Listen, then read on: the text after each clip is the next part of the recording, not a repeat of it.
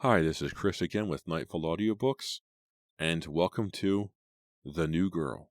This is it. This is Fear Street #1. This began the entire thing. This launched the Super Chillers. This launched the trilogies.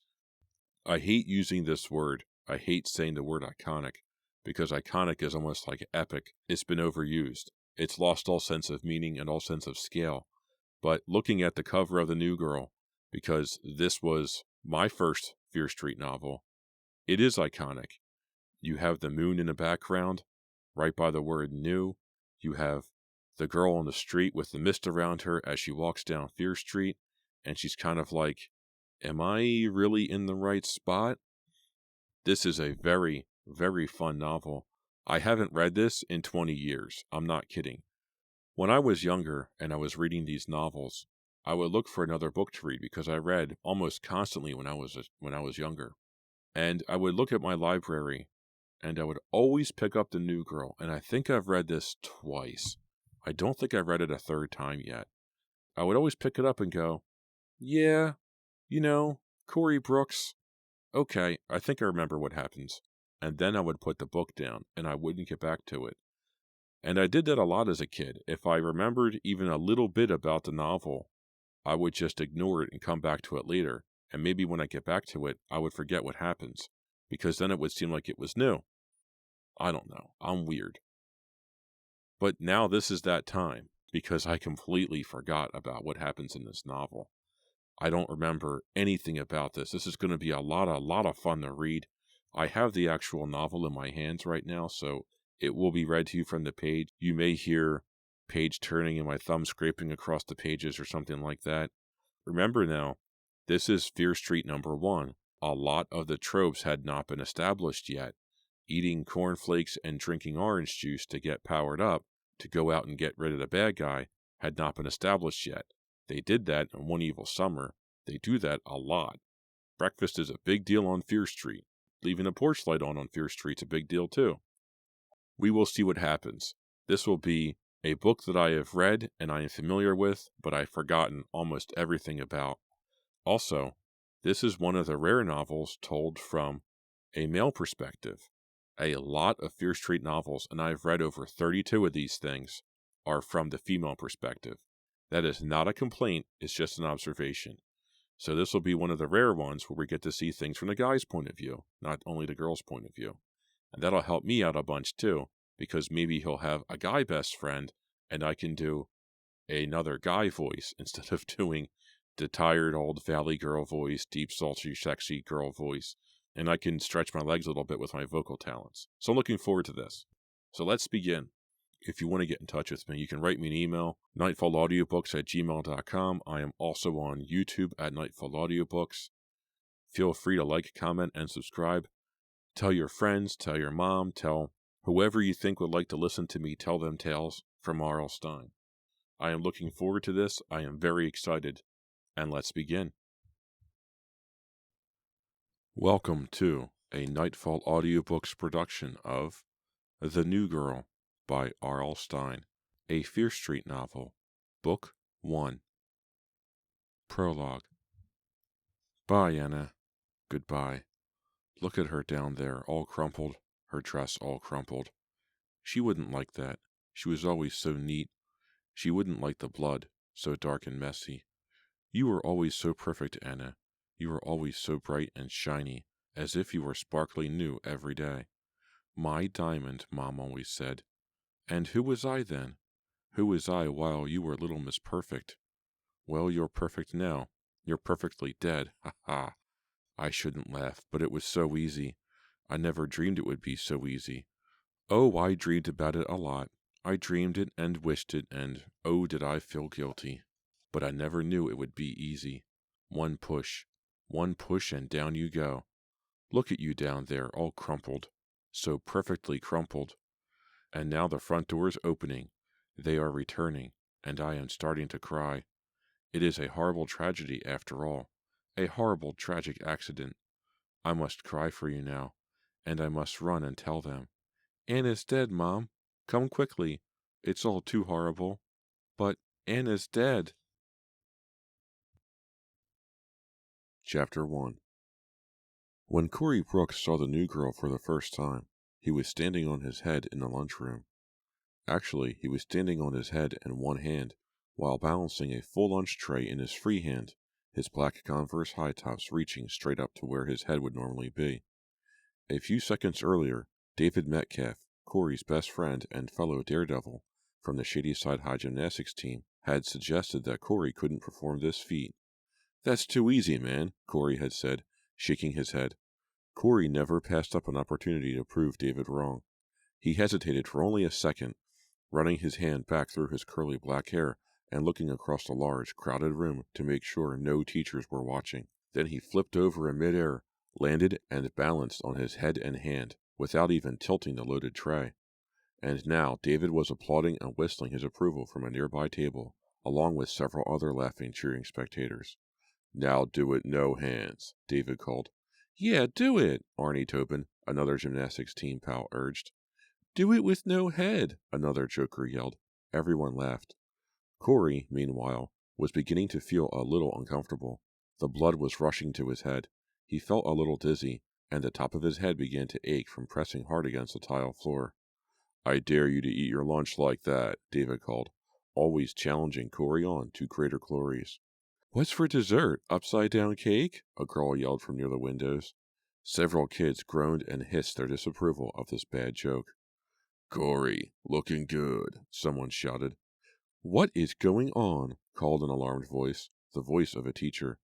The jokes, the loud voices, the cheers and laughter, all seemed to fade when the new girl floated into Cory's view. She was so pale, so blonde, so light, so beautiful. At first, he thought he was imagining her. All the blood rushing to his head must be causing him to see things. She was walking against the far wall, heading quickly to the double doorways. Cory caught only a glimpse of her upside down. She stopped to stare at him. He saw pale blue eyes. His eyes connected with hers. Did she know he was staring back at her? Was she smiling or frowning? It was impossible to tell from his position. Then she shook her blonde head, as if purposefully breaking the connection, and vanished from his view. Those eyes.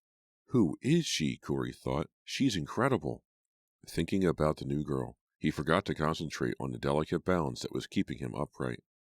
The tray fell first.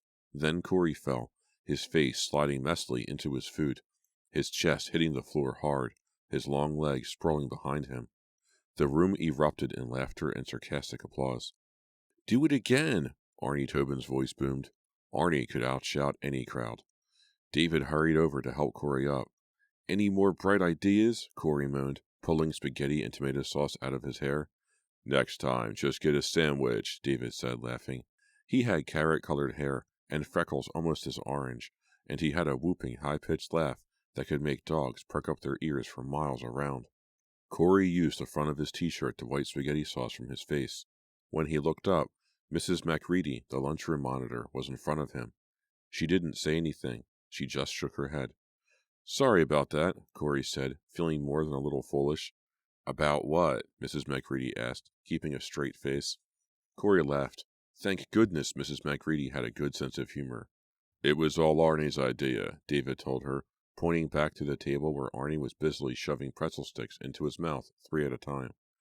"I don't think Arnie's ever had an idea," Mrs. MacReady said, still straight-faced. Then she gave Cory a quick wink and walked away. Still dripping with noodles and tomato sauce, Cory bent down to pick up the tray. "Hey, David, who was that girl?" "What girl?" "The blonde girl. The one who walked out while—" "Who?" David seemed confused. He picked up Cory's scattered silverware and tossed it onto the tray. "A new girl." Cory groaned. "Didn't you see her?" "No, I was watching you make a total dork of yourself." "Me? It was your idea." "It wasn't my idea to do a face dive into a plate of spaghetti." "She's blonde and she was wearing a pale blue dress." "Who?" "The girl I saw." "You saw a girl wearing a dress to school. You don't believe me, huh?" Cory looked to the doorway as if she might still be there. But then his stomach growled and he remembered he just ruined his lunch. "Hey, David, you got any money? I'm starving." "Don't look at me, man," David said, grinning and backing away. "Come on, you owe me." Cory put the tray down on an empty table and started to come after him. No way, man. Where's your lunch? We'll split it. Cory changed direction and headed toward David's table. My lunch. Forget it. I haven't. Cory took the apple off David's tray, then grabbed a handful of pretzel sticks from Arnie's. Hey, I need those, Arnie protested, making a futile swipe to get them back. Be a pal, Cory said through a mouthful of apple. We've got practice after school, right? If I don't eat, I'll be too weak to climb onto the balance beam. Break my heart, Arnie said, as he broke off the pretzels in Cory's hand and shoved the halves quickly into his own mouth. Maybe the rest of us will stand a chance. Cory detected more than a little resentment from Arnie. He felt bad about that, but what could he do? He couldn't help it if he was a more talented gymnast than his teammates. He had been on the varsity gymnastics team since his freshman year at Shadyside, and Coach Wellner really thought he had a chance of making the All-State Championships the following spring. It's a good thing Coach Wellner didn't see me fall into my lunch, Cory thought. He finished off the last of Arnie's pretzel sticks and slurped up the last few drops of David's chocolate milk, then crushed the cardboard container in his hand. A well-balanced lunch, he said, hiccuping. Arnie was busy showing David a new way to slap someone 5. He had a serious look on his normally grinning face, and he was slapping David's hand again and again, trying to get it just right. Not like that, jerk, he kept saying. Cory couldn't figure out who was the jerk. Later, he told them, tossing the crushed milk carton into a trash basket halfway across the room. They didn't look up. He headed toward the double doors, ignoring some kids who were laughing about his stained shirt and the congealed tomato sauce in his hair. Hey, Cory, think fast! Someone threw a milk carton at him. It bounced off a table and hit the floor. He didn't turn around. He was thinking about the girl in the blue dress again. He had seen her for only a few seconds, upside down. But he knew she was the most beautiful girl he had ever seen. Hauntingly beautiful. The phrase popped into his head. He realized he was looking for her as he headed down the hall to his locker. Where is she? Who is she? I didn't imagine her, did I? Hey, Cory, you swim in your lunch? He didn't turn around to see who that was. He realized he must look pretty bad. Suddenly, he hoped he wouldn't run into the girl now. He didn't want her to see him with tomato sauce in his hair and all over his shirt. He stood in front of his locker, trying to decide what to do. Was there time to head down to the showers? He looked at his watch. No, the bell for 5th period would ring in less than 2 minutes. Maybe he could cut English. No, Mr. Heston was explaining the term paper assignment today. Lisa Bloom walked up and began turning the combination lock to open her locker. She pulled the lock open, then looked at him. You look great. Thanks. He looked down at his shirt. This reminds you of when we were little kids? No, you were neater then, she laughed. Cory and Lisa had lived next door to each other in the North Hills section of town for their entire lives. They had played together since they were toddlers. Their two families were so close, they were like one big family. Living so close together, Cory and Lisa had managed to stay friends even through those years when boys only play with boys and girls only play with girls. Now, as teenagers, they knew each other so well, they were so comfortable with each other. Their friendship seemed a natural part of life. Lisa had dark, good looks, long, black hair that tumbled in curls down to her shoulders, black, almond-shaped eyes, and dark, lipsticked lips that curled into a half-smile whenever she said something funny, which was often. A lot of kids said she looked like Cher. Lisa pretended not to be flattered by the comparison, but she was secretly pleased. Now she stared at Cory in front of their lockers. I was standing on my head in the lunchroom, he told her, as if that fully explained his appearance. Not again, she said. She bent down to pick up some books from the floor of the locker. Who are you showing off for this time? Her question annoyed him. I didn't say I was showing off. I just said I was standing on my head. David dared you to, right? How'd you know? Lucky guess. She stood up, her arms filled with texts and notebooks. You can't go into class like that. You smell like a pizza. What can I do? Here, you can borrow a t-shirt. She bent down again to rummage in a cluttered locker. A girl's shirt? I can't wear a girl's shirt. He grabbed the sleeve of her sweater and started to pull her up. She pulled out of his grasp. It's not a girl's shirt. It's from the Gap. It's for girls or boys. You know, it's just a shirt. She pulled the black and white striped t-shirt out and tossed it to him. But wash your hair before you put it on. The warning bell rang. Locker doors slammed. The hall grew quiet as kids disappeared into their 5th period class. Get real. How can I wash my hair? She pointed to the water fountain across the hall. He smiled at her gratefully. You're smart, Lisa. I always said you were smart. That's a real compliment coming from a guy who put his head in his spaghetti, she said, her mouth sliding into that familiar, wry half-smile. Hold the water on for me, he said, walking quickly to the low white fountain. He looked down the hall to make sure no one was watching. The hall was nearly deserted. No way, Cory. I don't want to be late. She followed him anyway. And I certainly don't want to be seen with you. You're a pal, Lisa. He didn't see her frown. She hated that word. She hated to be a pal. She sighed and turned the water knob. Then she stood there, hoping that no one would come by, as he plunged his head into the fountain and frantically struggled to scrub the dried sauce from his tangled curls.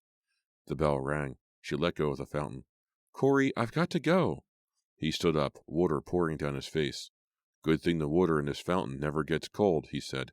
He pulled off the stained t-shirt and dried his hair with it. Cory, really, I don't want to be late. She tossed the clean t-shirt at him and, struggling to hold on to her armload of books, ran to class. The striped shirt fell onto the floor in front of Cory's sneakers. Still rubbing his hair dry with the dirty shirt, he bent over to pick it up. When he stood up, he saw her again. First he saw her blue dress. Then he saw her blonde hair.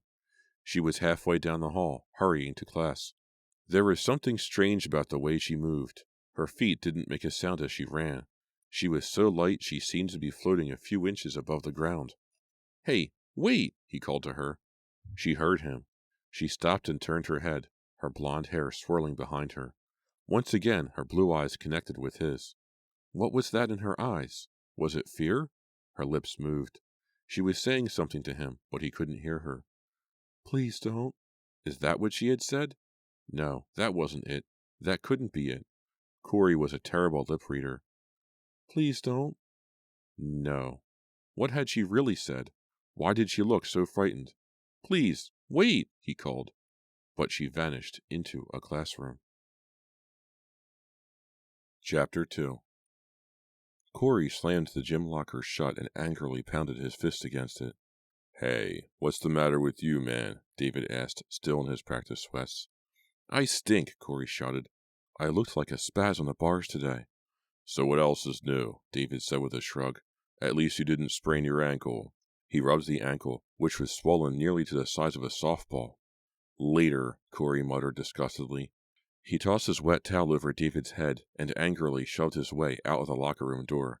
He just had the worst practice of the year, maybe of his life, and he knew why. It was the new girl. Cory had been looking for her for 3 days. He hadn't seen her since that brief moment in the hall, before his 5th period on Monday, but he hadn't been able to get her out of his mind ever since. She was just so beautiful.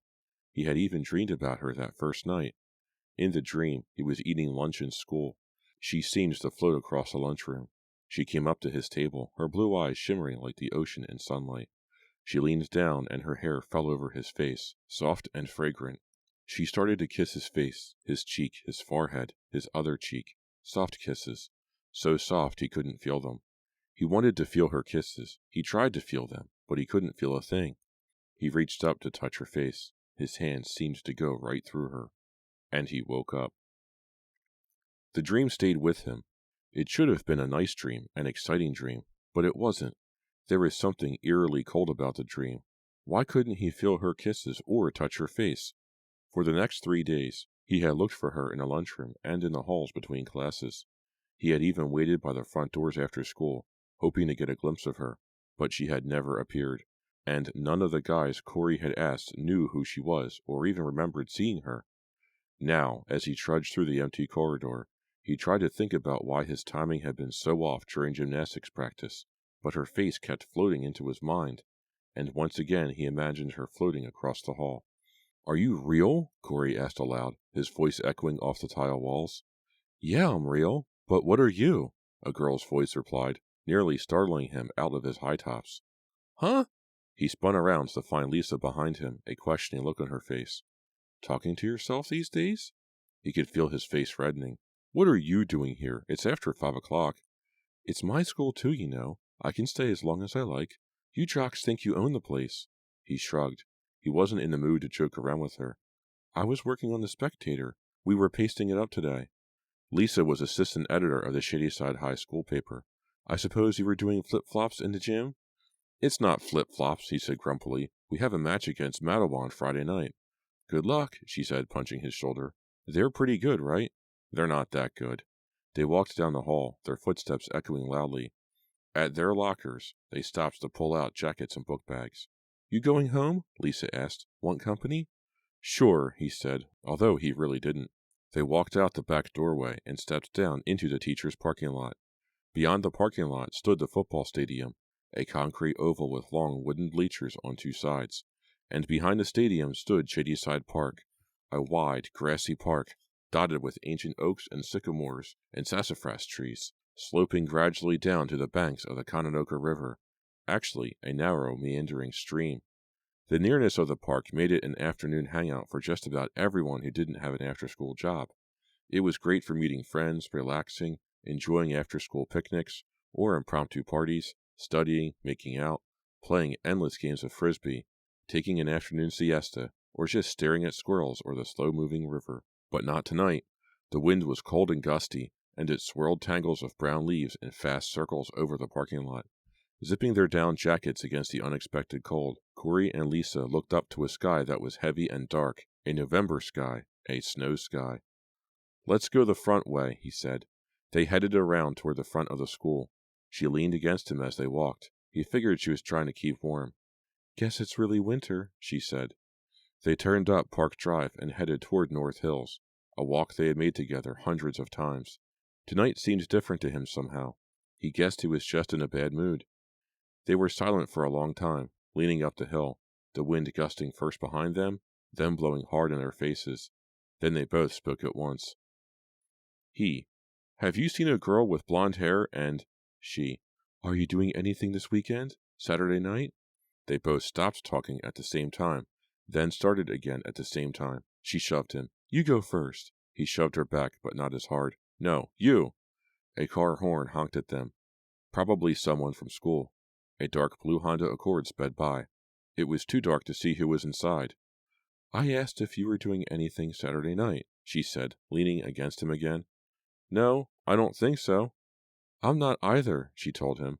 Her voice sounded funny, a little tense. He decided it was just because of the wind. Have you seen a girl with blonde hair and big blue eyes? He asked. What? A very pretty girl, but strange-looking, kind of old-fashioned, very pale. She let go of his arm. He didn't see the disappointed look in her face. You mean Anna? She asked. He stopped walking and turned to face her, his expression suddenly excited. The streetlights flickered on. It looked as if he were lighting up because of her answer. Anna? Is that her name? You know her? She's a new girl, very pale, blonde, has her hair just brushed straight back with a barrette in front, wears dresses all the time. Yeah, that's her. Anna. What's her last name? I don't know, Lisa snapped, then regretted revealing how annoyed she was. Corwin, I think. Anna Corwin. She's in my third period physics class. Wow, he said, still not moving. The trees casting shadows across his face as they bent in the wind. You know her. What's she like? No, Cory, I don't know her. I told you. She's a new girl. I don't know her at all. She never says a word in class. Sits in the back row. As pale as a ghost. She's absent a lot. Why are you so hot to know her? What else do you know? Cory asked, ignoring her question. Come on. That's it, Lisa said impatiently. She started walking on ahead of him, taking long strides. He ran to catch up. I thought I made her up, he said. No, she's real, Lisa replied. She doesn't look real, but she's real. You in love with her or something? Oh, I know. David and you made a bet to see which one could get a date with her first. She shoved him again, nearly knocking him off the sidewalk. I'm right, aren't I? You two always pick on the new girls. Again, he didn't seem to hear her. Don't you know anything else about her? Whose homeroom is she in? Where does she live? Oh, yeah, I did hear that. She transferred here from Melrose. Her family moved into a house on Fear Street. Fear Street? Cory stopped short, suddenly chilled. Fear Street, a narrow street that wound past the town cemetery and through the thick woods on the south edge of town, had a special meaning for everyone in Shadyside. The street was cursed, people said. The blackened shell of a burned-out mansion, Simon Fear's old mansion, stood high on the first block of Fear Street, overlooking the cemetery, casting eerie shadows that stretched to the dark, tangled woods. Terrifying howls, half human, half animal, hideous cries of pain, were said to float out from the mansion late at night. People in Shadyside grew up hearing the stories about Fear Street, about people who wandered into the woods there and disappeared forever, about strange creatures that supposedly roamed the Fear Street woods, about mysterious fires that couldn't be put out, and bizarre accidents that couldn't be explained, about vengeful spirits that haunted the old houses and prowled through the streets, about unsolved murders and unexplained mysteries. When Cory and Lisa were kids, their friends liked to dare one another to go for a walk on Fear Street at night. It was a challenge few kids were willing to accept, and those who did never stayed on Fear Street for long. Now, even though Cory was older, the words Fear Street still brought a chill.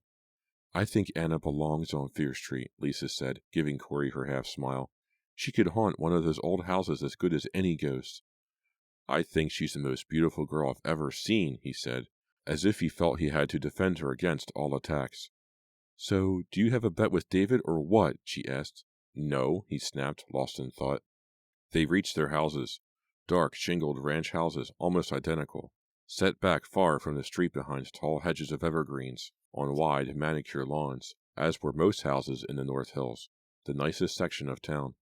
"About Saturday night," she tried again. "Yeah, right. See you tomorrow," he said, and began jogging up the long paved drive to his house. Anna Corwin. The name repeated in his mind. What a nice, old-fashioned name. "That's right, operator.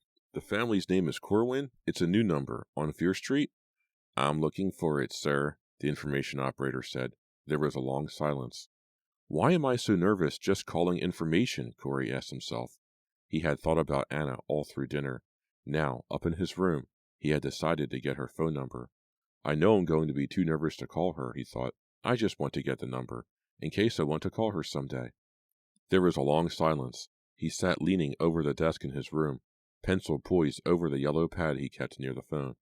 "Yes, here's the number. It's a new listing." The operator read him the number, and he scribbled it down. "And what's the address on Fear Street, operator?" "We're not supposed to give that out, sir." "Come on. I promise I won't tell anybody," Cory laughed. Surprisingly, the operator laughed too. "I guess it's okay. It's my last night anyway. It's 444 Fear Street. Thanks a lot, operator. You're a nice person." "You're nice too," she said, and quickly clicked off. Cory stood over his desk and stared at Anna's phone number on the yellow pad. Should he call it? If he called her, what would he say? "Call her, Cory. Go ahead. Don't be such a chicken. She's only a girl after all. Sure, she's the most beautiful girl you've ever seen, but she's only a girl." He picked up the receiver. His hand was cold and clammy, even though it was quite hot in his room. He stared at the number on the yellow pad until it blurred before his eyes. "No, I can't call her. What would I say? I just stammer around and sound like a jerk. She already thinks I'm a jerk after seeing me standing on my head in the lunchroom." He put down the phone receiver. "No, I can't. I just can't." "Sure. Why not?" He picked up the receiver. "This is stupid. I'm going to make an idiot of myself." He punched her phone number. "Put the phone down, Cory. Don't be a jerk." It rang once. Twice. Maybe she won't even remember who I am. It rang again. Again. "Nobody home, I guess." Whew. He let it ring 4 more times.